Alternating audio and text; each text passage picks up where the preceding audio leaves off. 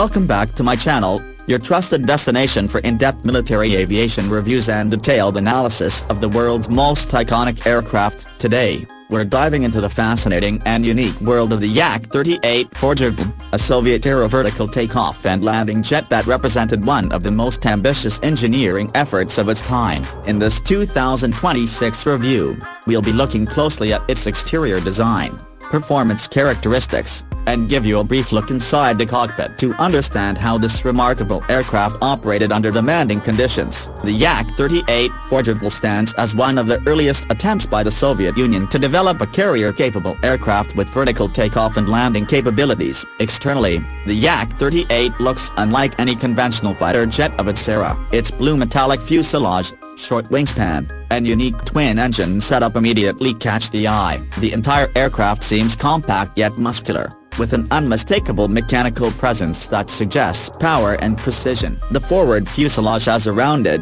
aerodynamic nose that houses the radar and avionics, while the cockpit sits slightly elevated, giving the pilot a wide field of view over the nose. From the sides, you can clearly see the lift jet intakes located behind the cockpit, which were among the defining features of the Yak-38's design. Moving along the exterior, the Yak-38's airframe is built primarily from lightweight aluminum alloys, with reinforced sections around the intakes, exhaust nozzles, and undercarriage to withstand extreme temperatures and stress during vertical operations. The twin nozzles at the rear can vector downward, allowing the aircraft to lift off vertically or hover momentarily before transitioning into forward flight. This engineering solution was truly advanced for its time, drawing comparisons with Western designs like the British Harrier. However, the Yak-38 had a distinctly Soviet aesthetic: rugged, functional, and purpose-driven. It was never built for elegance, it was built for practicality, survivability, and rapid deployment from smaller carriers and improvised airstrips. When viewed on an airbase,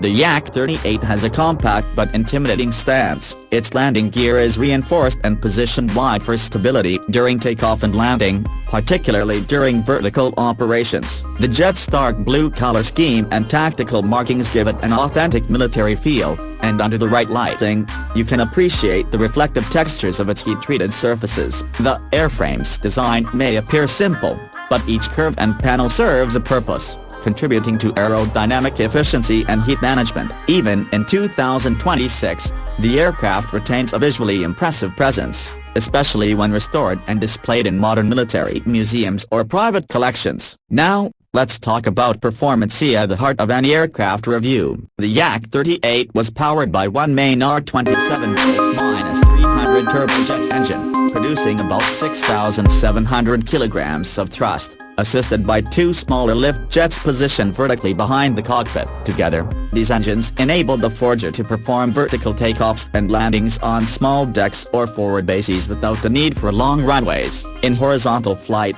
the Yak-38 could reach speeds of up to 1,100 kilometers per hour and operate at altitudes exceeding 11,000 meters. While not as fast or agile as modern 4th or 5th generation fighters, the Yak-38 was designed for versatility and tactical mobility, not pure dogfighting performance. In terms of handling, pilots often describe the Yak-38 as demanding but predictable once mastered. Vertical transitions required absolute precision, as even minor throttle mismanagement could cause loss of control. However, in cruise flight, the aircraft was stable, with solid responsiveness and steady performance across mid-altitude operations. The thrust vectoring system, though mechanically complex, worked reliably within its limitations. The main downside was its limited range and payload capacity, a compromises that came with the design philosophy. Despite that, it carried a respectable weapons load, including air-to-air missiles, unguided rockets, and bombs, allowing it to perform light attack and defense missions effectively for its class. Now let's briefly step inside the cockpit. The Yak-38's interior reflects classic Soviet design principles: minimalistic,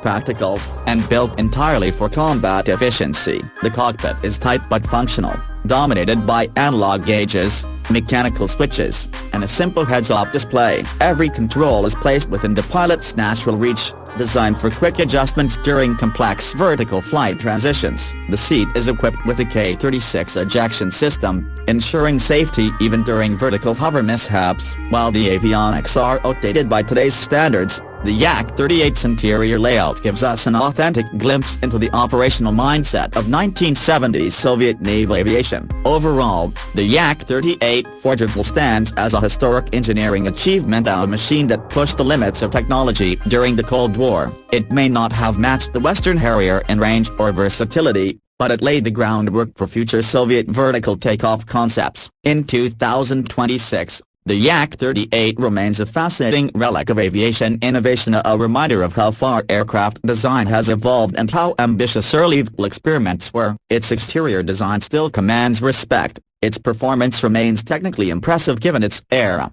and its cockpit tells a story of raw, hands-on piloting skill. Thanks for watching my channel. If you enjoyed this deep dive into the Yak-38 Forger VTOL, don't forget to like, subscribe, and share your thoughts in the comments. Stay tuned for more in-depth reviews of legendary military aircraft and their modern successors.